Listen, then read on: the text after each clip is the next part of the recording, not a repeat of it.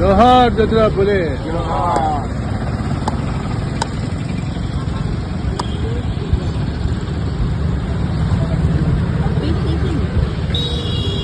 పైన పెట్టండి,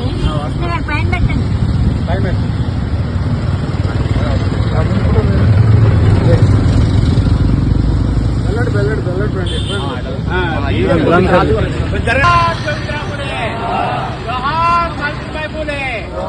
జోహార్ సావిత్రిబాయి పూలే. ఈరోజు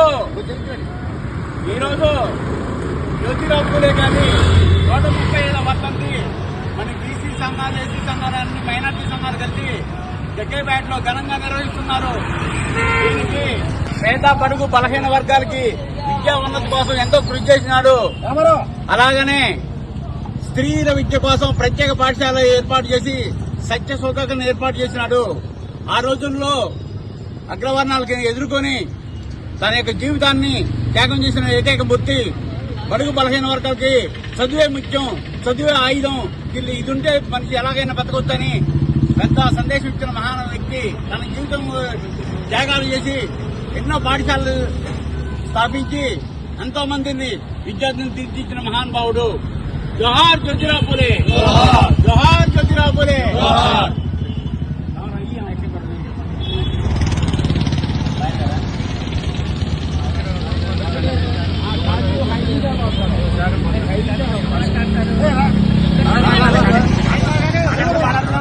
బీసీ సంక్షేమ సంఘం ఆధ్వర్యంలో మహాత్మా జ్యోతిరావు గారి 135వ వర్ధంతి సందర్భంగా 135వ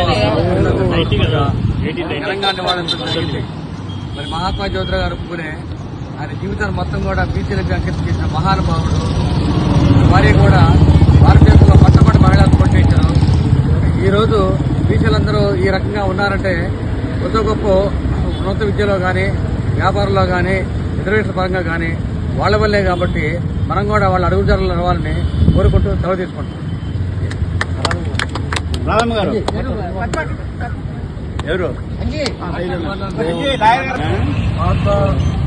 జ్యోతిరావు గారి పూలే వర్ధంతి సందర్భంగా ఆయన యొక్క చేసినటువంటి సేవలు, మాట్లాడుకున్నటువంటి వర్గాలకి ఆయన విద్యను ఏర్పాటు చేశారు. ఆ విధంగా ఏదైతే దోపిడీకి గురవుతున్నారో వాళ్ళకి విముక్తి కల్పించడం కోసం వాళ్ళ తరఫున పోరాడి బీసీలకి ఎంతో కృషి చేయడం జరిగింది. వారికి ఈ స్వతంత్రంగా నిలవాలనుకుంటున్న బీసీ సంఘ ఆధ్వర్యంలో జరిగింది.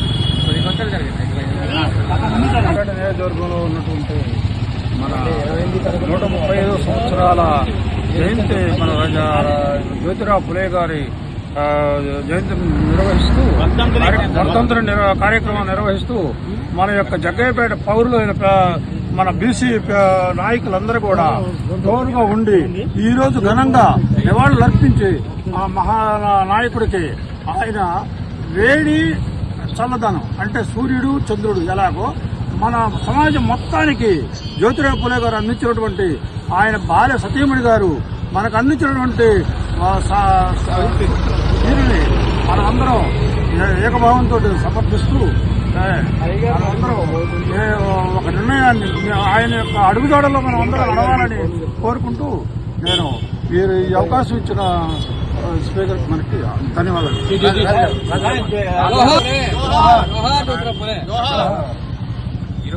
జగ్గేపేట నియోజకవర్గంలో జ్యోతిరావు పూలే గారి వర్ధంతి సందర్భంగా నియోజకవర్గ బీసీ నాయకులందరూ ఇక్కడ కలిసి జ్యోతిరావు పూలే గారికి పూలమాల వేసి సత్కరించడం జరిగింది.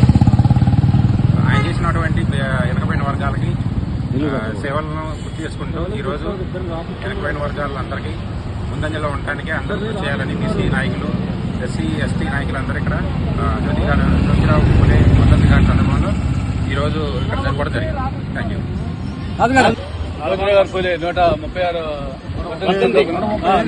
వర్ధంతి సందర్భంగా ఇక్కడికి వచ్చినట్టు బీసీ అందరూ కూడా నా యొక్క అభినందనలు. ఆయన మహానుభావుడు చేసిన త్యాగాలన్నీ కూడా మా అందరికీ తెలుసు. మరి మొట్టమొదటి మహాత్మా ఎవరంటే మరి జ్యోతిరావు పూలే. తర్వాత మొట్టమొదటి విద్యావేత్త ఎవరంటే మరి సావిత్రి గారి పూలే.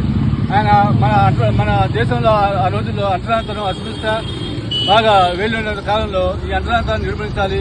ఈ అంతరాంతరం పోవాలంటే ప్రతి మహిళ, ప్రతి పౌరుడు కూడా మరి విద్యాబుద్ధులు నేర్చుకుని ఉండాలని చెప్పేసి వాళ్ళ భార్యతోటి మరి స్త్రీలకి విద్య ముఖ్యమని చెప్పేసి స్త్రీ కనుక విద్యావంతురాలైతే ఆ కుటుంబం అంతా కూడా విద్యావంతురాలైతే అని చెప్పేసి ఒక పాఠశాలను కూడా స్థాపించి మరి మన బీసీ బడుగు వర్గాలు ఈ స్థాయిలో మనం నిలబడ్డామంటే ఆ మహనీయుడు వేసినటువంటి పునాది అని చెప్పేసి మనం చెప్పుకోవాలి. అందువల్ల మనందరం కూడా ఆ జ్యోతిరావు పూలే, సావిత్రిబాయి పూలే యొక్క ఆశయాలకు అనుగుణంగా నడుచుకుంటూ మనంతా ఐకమత్యంతో ముందుకు సాగాలని చెప్పి కోరుకుంటూ ఈ అవకాశం ఇచ్చినటువంటి బీసీ సంఘ నాయకులందరికీ నా ధన్యవాదాలు తెలుపుతూ విరమిస్తున్నాను. జగేపేటలో జరుగుతున్నటువంటి పూలే వారి వర్ధంతి 135. ముందుగా సమాజంలో మనకి చదువు విలువను తెలిపిన మొట్టమొదటి గురువులు సావిత్రిబాయి పూలే గారు వ్యవస్థలో స్కూల్స్ స్థాపించి వాటిలో విద్యని చెప్పుకుంటే వాళ్ళు ఏం చేశారంటే ఆమె విద్యని వ్యాప్తి చెందకుండా ఆమె మీద బురద తర్వాత ఇట్లాంటివన్నీ కూడా వేసి ఆమె నిరోధించడానికి చాలా మంది ట్రై చేశారు. అయితే ఆమె చాలా తెలివిగలరామ.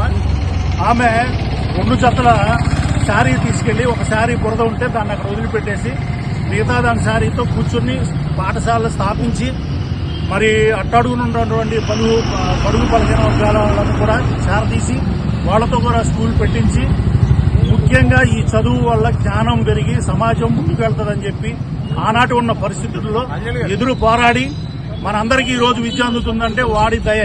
ఇప్పుడు వాళ్ళని ఎక్కువగా మనల్ని ఎట్లా చేశారంటే సమాజంలో వాళ్ళ పేర్లు లేకుండా చేశారు. మొన్న ఈ మధ్య కృష్ణయ్య గారు కూడా అన్నారు పూలే ఈ విగ్రహాలు కాదండి స్కూల్స్ పేరు పూలే స్కూల్స్ ను కూడా పేరు మార్చాలన్నారు. మరి ఆయన ఎంతవరకు జ్ఞానం ఉందో నాకు తెలియదు. ఆయన బీసీఐ ఉండి కూడా ఆ విధంగా అనడం చాలా హాస్యాస్పదం. ఏంటంటే ఈ రోజున సమాజంలో ఉన్నత సమాజానికి కాకుండా బలహీన వర్గాల వారికి, సామాజికంలో వెనుకబడి ఉన్న వారికి, గిరిజన మరి అందరికీ కూడా విద్యను అందిస్తున్నారు అంటే వారు పెట్టిన భిక్షే. వారికి మనం ఎంతో రుణపడి ఉన్నాం. మనం అందరం కూడా ఈ విధంగా చేయాలని చెప్పి నేను కోరుకుంటూ సెలవు తీసుకున్నాను. జోహార్ జ్యోతిరావు పూలే, జోహార్ జ్యోతిరావు పూలే.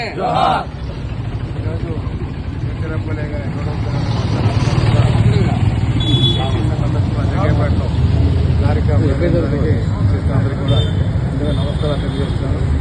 ఈనాటికి ప్రతి కులానికి ఏదో ఒక నాయకులైన ఉన్నారు. మరి బీసీలు అనేక కులాలతో కూడిన బీసీ కాబట్టి మనకి ఆనందదాయంగా మనందరూ ముందుకు తీసుకుపోయి ఈనాటికి 100 సంవత్సరాలైనా కూడా అనుకుంటున్నామంటే మన నిరుపేద కుటుంబంలో పుట్టి చదువే ముఖ్యం.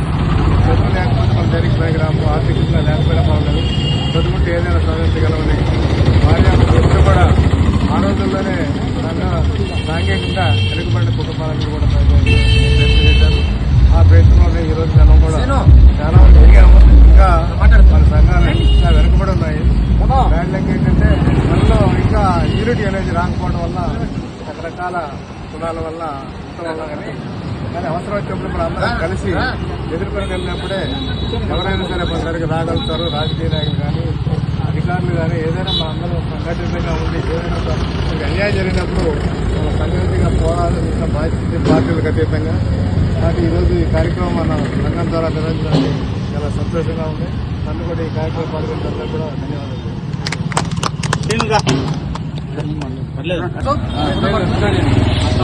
135వ వర్ధంతి జ్యోతిరావు పూలే గారి వర్ధంతిని మన బీసీ సంఘం తరఫు నుంచి జగ్గయ్యపేటలో ఘనంగా చేసుకోవడం జరుగుతుంది.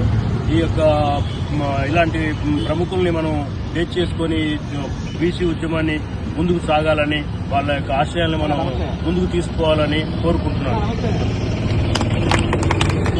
135 సంవత్సరం జరుగుతుంది. మరి ఈ కార్యక్రమంలో బీసీలంతా కూడా ఒకే తాటి మీద వచ్చి ఇలాంటి కార్యక్రమంలో పాల్గొనాలని కోరుకుంటూ మరి జగ్గయ్యపేట నియోజకవర్గంలో 80,000 మంది బీసీలుగా ఉంటారు. మరి ఈ బీసీలంతా కూడా ఏం చేయాలో అర్థం కాక తల జుట్టు పీక్కునే పరిస్థితులు వచ్చినాయి. కాబట్టి ఈ రోజు అనక కళ్ళు తెరవాలని చెప్పి బీసీలందరూ కూడా కోరుతున్నాము. బీసీలు రానున్న కాలంలో ఇంటి పరిస్థితులు సరే ఈ జగ్గయ్యపేట నియోజకవర్గంలో బీసీలుగా సాధించాలని చెప్పి కోరుకుంటూ చాలా జ్యోతిరావు గారి పూలే వర్ధంతి సందర్భంగా ఇంతమంది బీసీలు పాల్గొని దిగ్విజయం చేసినందుకు చాలా సంతోషంగా ఉంది. ఆయన ఆశయాల్ని మనం ఆచరణలో పెట్టాలి. ఆయన ఎటు తీసుకురాలేము. ఆయన ఆశయాలు మనం ఆచరించినప్పుడే ఆయన బతికించుకున్నంత గర్వంగా ఉంటుంది. ఏదో రోడ్డు వచ్చాము, దండేసాం, వెళ్ళిపోయాం అనుకుంటుందా ఆయన ఏదైతే సాధించాలనుకున్నాడో, ఆడవారికి విద్యనే వద్దన్న రోజున ఆయన భార్యని మొట్టమొదటి భారత మహిళా ఉపాధ్యక్షులుగా చేశాను. విద్యా ఉపాధ్యక్షులుగా చేసిన ఘనత ఆయనకే దక్కింది. ఆయన్ని స్మరించుకుంటూ ఆయన ఆచరణలో నడవటం అనేది మన బాధ్యత కూడా. ఇది అందరికీ తెలుసు, నేను పెద్దగా చెప్పేది ఏం లేదు. అందరూ మాట్లాడారు, అందరికీ తెలుసు విషయాలే. ఇక నుంచి మనం ప్రతి విషయంలోనూ మన జీవితంలో ఏదైతే ఉందో, ఎన్నెన్ని హక్కులు ఏమున్నాయో అవన్నీ కూడా మనం సాధించుకోవాలని అందరినీ సూచిస్తూ సెలవు.